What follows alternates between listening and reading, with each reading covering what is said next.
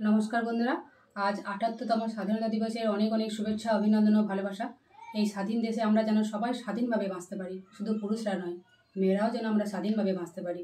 মেয়েদের স্বাধীনভাবে বাঁচার অধিকার আছে, আর মেয়েদের স্বাধীনতা এখন দিন দিন খর্ব হয়ে যাচ্ছে। আর আমাদের এই দেশে মেয়েরা তো সব সময় অত্যাচারিত হয়, আগেও হয়ে এসছে, এখনও হয়।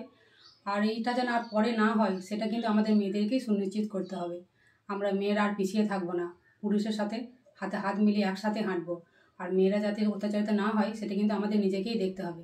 আর তোমরা প্রতিটা ঘরে ঘরে মেয়েদেরকে লক্ষ্মীর মতো নয়, দুর্গার মতো, কালীর মতো তৈরি করো, ওদের জন্য অস্ত্র হাতে তুলে নিতে পারে।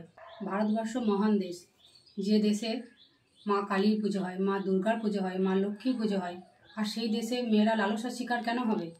মাদের কর্তব্য, প্রতিটা মায়েরই কর্তব্য শুধু মেয়েদেরকে নয়, ছেলেদেরকে খুব ভালোভাবে মানুষ করা, যাতে মেয়েদেরকে সম্মান দেয়, মেয়েদেরকে লালসার চোখে না দেখে। আজ 15ই আগস্ট স্বাধীনতা দিবসের দিন, প্রতিটা ঘরে ঘরে পতাকা উত্তোলন করে দেশের মান রক্ষা করো।